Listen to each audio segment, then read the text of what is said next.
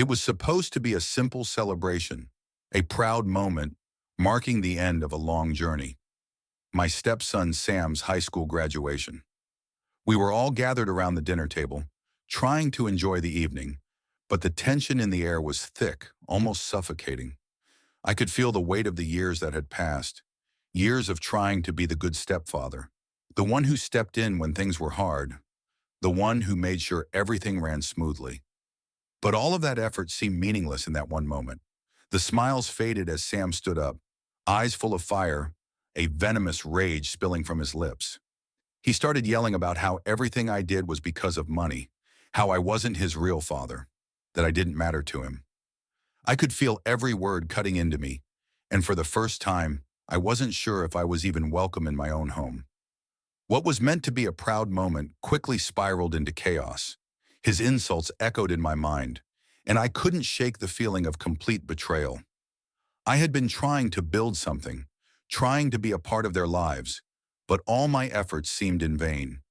It didn't matter that I was the one who had supported their lives, put food on the table, made sacrifices. To Sam, I was just the guy who married his mom for her money.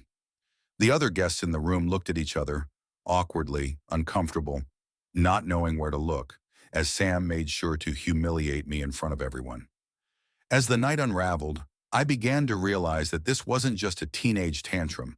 It was something deeper. The more he insulted me, the more I started to question everything. How did I get here? How had this family become so broken? Was I the fool, or were they the ones playing me? This was just the beginning, and I knew the worst was yet to come. But I had no idea just how bad things would get, or how one night would change everything forever. It was supposed to be a simple dinner, just a celebration for Sam's high school graduation, a milestone that should have been filled with pride, joy, and family togetherness. We had planned it for weeks, making sure everything was perfect. A nice meal, a few guests to share the moment, and most importantly, a chance to feel like a family. As we sat down at the dinner table, the conversation was light. People were smiling, glasses clinked in cheer, and for a brief moment, I allowed myself to believe everything was going well. I felt good about being there, about the small role I played in Sam's life, even if it wasn't perfect. But that sense of ease didn't last long. Out of nowhere, Sam's mood shifted. He pushed his chair back with a loud scrape, his face contorted in anger. The laughter at the table died down as he shot me a look, sharp, hostile, filled with resentment. Without warning, he launched into a tirade. "It's all about the money with you, isn't it?" he yelled, his voice rising with each word. "You think because you pay for everything, you can control everything. You're nothing but some rich guy who married my mom and thinks he can buy his way into my life." The room went silent, all eyes on Sam as his words hung in the air, thick with venom. I felt the sting of every insult, each one slicing deeper than the last. I tried to stay calm, to find my voice in the midst of the storm, but nothing seemed to work. I told him, as evenly as I could, that this wasn't the time or place for this kind of confrontation.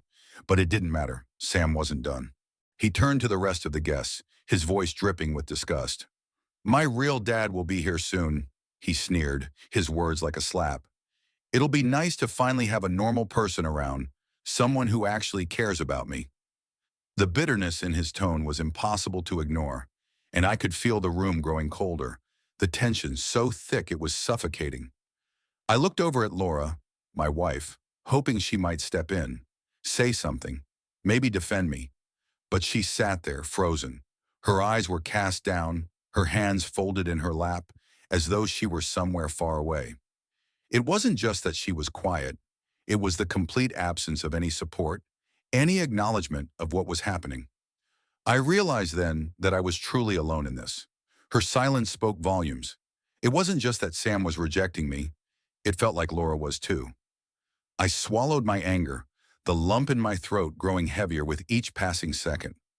I tried to focus on anything but Sam's accusations, but I couldn't ignore how this was all unraveling so quickly. How had it all come to this?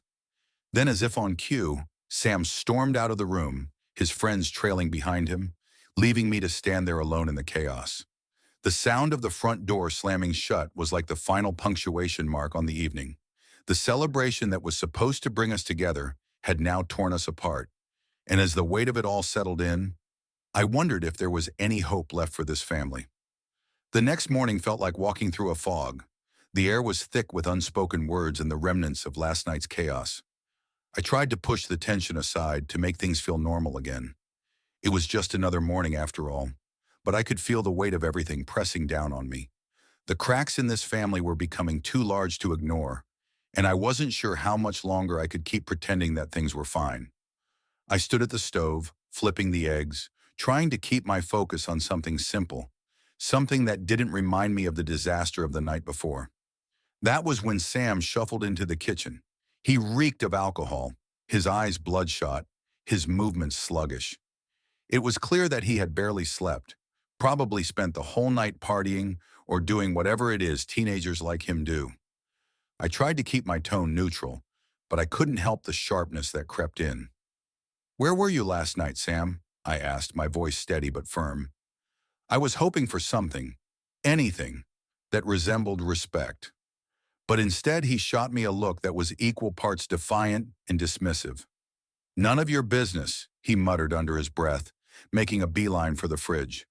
He grabbed a bottle of juice and popped the cap open, taking a long swig like it was the only thing that mattered. My chest tightened.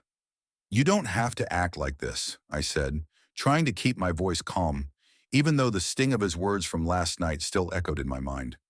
"You don't have to keep pushing me away, Sam." He just glanced at me for a second, eyes cold, then sneered. "You're not my father." The words were like a slap, and this time, they stung more than ever. It wasn't the first time he had said it, but each time, it hit harder. He wasn't just rejecting me. He was telling me that my place in his life meant nothing. And Laura, she was sitting at the table, her gaze fixed on the newspaper, her lips tight, not a word in sight. Her silence was a constant weight that made it harder to breathe. I stood there frozen as Sam turned away and walked out of the kitchen without another word. The room felt colder with each passing second. I had spent years trying to build a relationship with him, trying to show him that I cared. And yet, in the blink of an eye, it all seemed to mean nothing. As I stared down at my half-cooked breakfast, it hit me. This wasn't just a phase. This wasn't some rebellious teenager acting out. Sam had made up his mind about me, and the reality was that I was never going to be part of his life the way I had hoped. The years I had spent trying to earn his respect, trying to be a good stepfather, they felt like a waste now. I had tried so hard, but nothing seemed to change. I looked over at Laura, but she wouldn't meet my eyes. The silence between us was unbearable, like it had become our only language. I was beginning to understand something painful. In this family, I had always been an outsider, a man trying to fit in, but never truly belonging. The next Sunday evening, we sat down to another strained dinner. The house felt tense, like a pressure cooker on the edge of exploding. Sam had been almost invisible for the past few days, slinking around the house with his head down, avoiding eye contact, and treating me like I wasn't even there. Laura hadn't said much either, though her silence spoke volumes. She had taken the side of her son in every argument, and I was starting to feel like I was living with strangers, not family. Then, as if out of nowhere, Sam burst into the room, his face full of excitement. He was holding something in his hand, a thick envelope that he waved around like a trophy. "Dad!" he shouted, practically bouncing with excitement. "I got in!" I looked up from my plate, startled. Sam was grinning from ear to ear, his eyes wide with the kind of enthusiasm you'd expect from a teenager who just achieved something big. He threw the envelope on the table and opened it with dramatic flair. "I got into NYU," he said, his voice barely able to contain the joy. I watched as Laura leaned over to take a look, her face lighting up with pride. "That's amazing, Sam. You did it," she said, her voice full of joy. For a brief moment, I could almost forget about everything that had happened between us, imagining that this would be the proud family moment we had been waiting for. But then, as quickly as the joy had appeared, it vanished.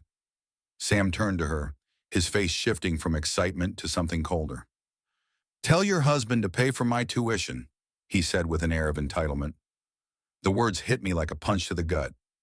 Laura looked uncomfortable, but she said nothing, silently waiting for my reaction. The smile on Sam's face was gone, replaced with a look of expectation, as if this was a request I had no right to deny. I could feel my blood beginning to boil, but I stayed calm. I had made up my mind long ago that I would no longer let them walk all over me. "No," I said, my voice measured but firm. "I won't be paying for your college tuition." The room fell silent, the tension thickening in the air. I looked at Sam, who was still staring at me as if he couldn't believe what he was hearing. I continued, "You've made it very clear that I'm not your father, and I'm nothing to you. So why should I fund your future?" Sam's face turned a deep shade of red, and I could see the veins in his neck popping out as he tried to control his anger. The insults came quickly, each one worse than the last. "You're just trying to punish me. You're heartless, you know that?" The barrage of words hit me like they had in the past, but I didn't flinch. I didn't feel the need to justify myself anymore. I had been trying to be a good stepfather, trying to win his respect, but now I knew better. No matter what I did, nothing was ever enough for him. "Enough," I said, cutting him off. "I've been more than patient with you, Sam, but I'm done." Laura shifted uncomfortably in her chair, but she said nothing, her silence louder than any words she could have said. Sam, on the other hand, exploded with anger. "You'll regret this. You're ruining everything." But I was done. No more begging, no more trying to make things right with a teenager who couldn't care less. Sam had made his position clear, and now it was my turn to do the same. I stood up from the table, my decision final. "I won't be part of this anymore," I said, my voice steady but cold. I couldn't take it anymore. The weight of everything that had been building up, Sam's constant disrespect, Laura's unspoken loyalty to him, the way they both treated me like I was invisible unless they needed something, had finally taken its toll. I had tried for so long to be a part of this family, to make it work, to be the kind of stepfather Sam and Laura could rely on, but it seemed like every step forward was met with 2 steps back. That evening, after Sam stormed upstairs to throw yet another fit, Laura came to me, her face a mask of frustration. She had been quiet for most of the day, but now she was on the warpath. She stood in the doorway of the living room, arms crossed over her chest. "I can't believe you're doing this," she said, her voice sharp and cutting. "What are you talking about?" I replied, trying to keep my tone even, though my patience was wearing thin. "You need to be the bigger person," she said, each word laced with that familiar patronizing tone. "Sam is just a teenager. He doesn't know what he's saying. You're the adult here. You have to be the one to step up and do the right thing." I could feel my anger starting to bubble up inside me, but I forced myself to take a breath. "I've spent years stepping up, Laura," I said, my voice calm but dripping with frustration. "I've tried to be a good father figure. I've tried to make things right, to help him succeed, but you and Sam keep pushing me away. What more do you want from me?" Her face tightened, but I could see a flicker of doubt behind her eyes. It wasn't enough. She wasn't hearing me. "You're being selfish," she said, as if those 2 words could sum up everything. "You have money, Robert. You should help him. You should want to help him. If you really cared about us, you'd step up for Sam." I could feel my chest tighten with frustration. I stood up from the couch slowly, my hands curling into fists at my sides. "You really think this is about money, don't you?" I said, a bitter laugh escaping me. "You think I've been doing this all these years just to buy your love? To buy Sam's love? I've tried to be a good stepfather, and for what? To be treated like dirt? To be invisible unless you need something?" Laura's face turned red, her jaw tightening. "You're just being difficult now," she snapped. "You know you need to pay for his college. This is the least you can do." The words stung, but I wasn't going to let her manipulate me anymore. "I'm done," I said, my voice quiet but firm. "I'm done trying to buy love. I've been patient, I've given and given, and all I've gotten in return is disrespect and manipulation." The silence hung between us like a thick fog. Laura took a step closer, her expression hardening. "Fine," she said coldly, her voice dripping with venom. "If you're not going to do what's right, then I'll make it simple for you. Either you pay for Sam's tuition, or I'm filing for divorce." The words hit me like a slap. Divorce? For years I had thought about it, wondered if it would come to this. But when Laura said it, her voice so final, something inside me clicked. I wasn't afraid of losing her. I was tired of being her pawn, tired of sacrificing my peace for a family that didn't appreciate me. I looked at her, the calmness of my decision settling into my bones. "Go ahead," I said, surprising myself with the certainty in my voice. "Get divorced. If that's what it takes to find peace, then so be it." Laura froze, her eyes widening in disbelief.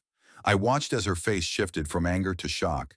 She clearly hadn't expected me to call her bluff, but I wasn't backing down. Not anymore. "I've already talked to my lawyer," I continued, my voice steady and strong. "The papers will be ready by tomorrow." For a moment, she didn't say anything. Then her face twisted into something I hadn't seen in a long time, a mixture of frustration and disbelief. She opened her mouth as if to say something, but then just turned around and walked out of the room without another word. The decision felt freeing. I didn't have to keep walking on eggshells trying to avoid conflict, trying to make things right with people who didn't respect me. I could feel the tension in my chest begin to loosen as I sat back down on the couch. I had made my choice, and for the first time in years, I felt like I was taking control of my life. After Laura stormed off that evening, my mind was racing, but my resolve was solid. The conversation had been a turning point, and I knew that I couldn't go back to the way things were. For years, I had let my desire to keep the family together cloud my judgment. I had believed that love, patience, and hard work would somehow be enough to earn their respect, but it had all been in vain. Sam and Laura had made it clear that they weren't interested in me as a person. They saw me only for what I could give them, and I was done with it. I pulled out my phone, calling my lawyer first thing. I had to make sure that everything would be handled correctly. The divorce wasn't going to be easy. Nothing about this situation had ever been easy. But I was ready. I had spent years being the good guy, swallowing my pride, and putting up with manipulation and disrespect. But now I was taking a stand. The lawyer confirmed that the papers would be ready by tomorrow afternoon, and I was relieved. There was no going back now. I had made my decision, and it felt like a weight lifting off my shoulders, even if it was painful. I wasn't going to be the man who let people walk all over him anymore. As the night went on, the house fell into an eerie silence. Sam and Laura didn't speak to me, and I didn't speak to them. I stayed in my room trying to process everything. I could hear the sounds of drawers opening and closing, the occasional thud of a suitcase being packed. It was surreal. This house, once filled with laughter and family meals, was now echoing with the sounds of disassembly, the final pieces of my life with Laura and Sam being packed away. The silence was their response to the ultimatum I had given them. Laura didn't argue anymore. No more begging, no more manipulation. It was clear that they had thought I would cave, that I would be the one to apologize, to back down. But I didn't. Instead, they began packing, their actions speaking louder than any words ever could. Sam, with his usual arrogance, barely spared me a glance, as if he didn't care whether I stayed or left. Laura, on the other hand, was quieter, but the tension in the air was thick.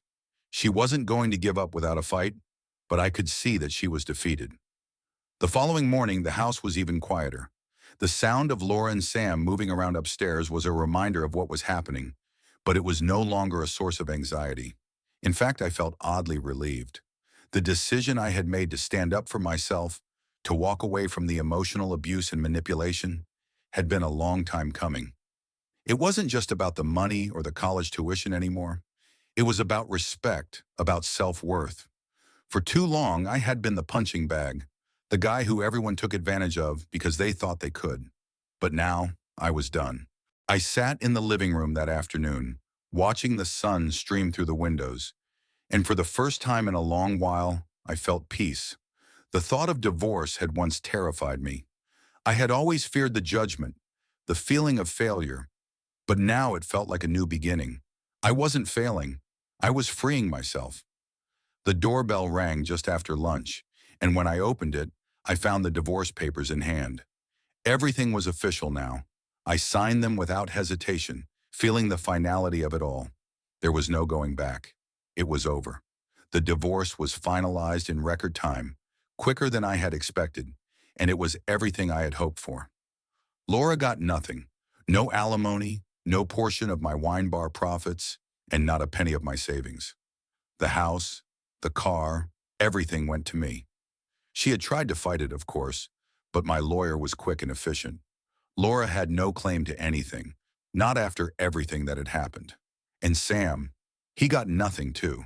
His hopes of NYU and a future where everything was handed to him were shattered.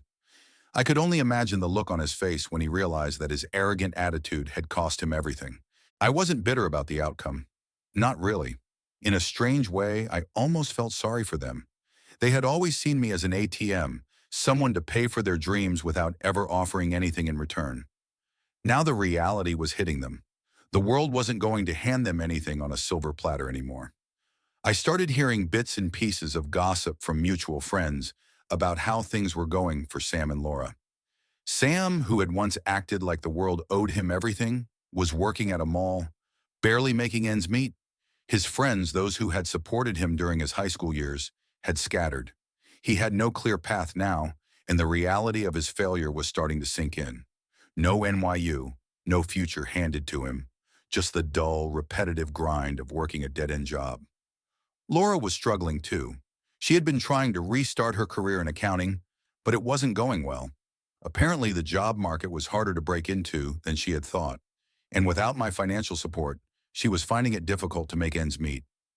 She had always relied on me to smooth over her difficulties, to bail her out when things got tough. Now she had to face the harsh reality that she was on her own. As for me, I felt something I hadn't in a long time. Freedom. The constant weight of trying to please Laura and Sam, of trying to buy love with money, was finally gone. I had tried so hard for so many years to make things work, but I'd been trapped in their emotional games, always on the receiving end of manipulation. No more. I was no longer a pawn in their games. I didn't have to sit at the table, silently enduring their disrespect while they pulled the strings. I spent the following weeks redecorating the house, transforming it into a place that was truly mine. I got rid of all the furniture that reminded me of them. The couch Laura loved, the dining table we'd shared for family dinners, the pictures of us on vacations. It all went, replaced by pieces that reflected who I was now, who I had become after shedding that toxic part of my life. It felt good, almost cathartic. The space was bigger, lighter, and perhaps that was just me, finally free of the emotional weight I'd carried for years. I no longer had to wake up to insults, cold silence, or the weight of expectations that weren't mine to carry. The years I had spent trying to keep a broken family together had been exhausting, and I had done everything I could. But now I was free. No more manipulation, no more false hope of things changing. I still heard things about Sam and Laura, but I didn't let it bother me. They were both struggling to find their way, but that was their burden now, not mine. I had made my choice, and though it hadn't been easy, I was finally at peace. It felt like I had regained my life, and it was one that I was going to live for myself from now on. With Laura and Sam gone, I was finally able to begin reclaiming my life. The house, once a battleground of tension and unspoken resentment, was now a blank canvas. It felt strange at first, the silence hanging in the air, but in a way it was a welcome change. I started the process of redecorating, getting rid of the old furniture that had been a constant reminder of everything I had sacrificed. The couch Laura loved, the dining table where we had awkwardly eaten countless meals, the family photos that I had hoped would one day represent the love we could have shared. All of it went. Each piece taken out felt like a weight being lifted off my shoulders. I replaced the old familiar pieces with things that felt more like me. New furniture, brighter colors, simple touches that reflected the person I had become over the years. Stronger, more self-aware, and ready to live for myself. The house felt bigger now, lighter, and I couldn't help but think that maybe it wasn't just the furniture, it was me who was lighter. I took time to reflect on everything I had been through.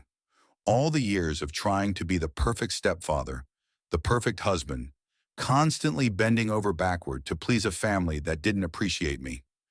I had spent so much time sacrificing my own happiness in hopes of earning their love, trying to make up for things that weren't my fault. I had spent so many sleepless nights wondering where I went wrong, why nothing ever felt right, why they always treated me as less than. But now in the stillness of the house, I realized how much I had given up. And for what? I had been so caught up in trying to hold everything together, trying to convince myself that my worth depended on their approval. The truth was that I didn't need their validation to feel good about myself. I was worth more than that. As I stood there looking at the fresh coat of paint on the walls and the new furniture I had carefully chosen, I realized this was my new beginning. It wasn't just a new home, it was a new life. A life that was no longer tied to Laura's manipulation or Sam's resentment. The ties that had bound me to their toxic expectations had been severed, and I was free.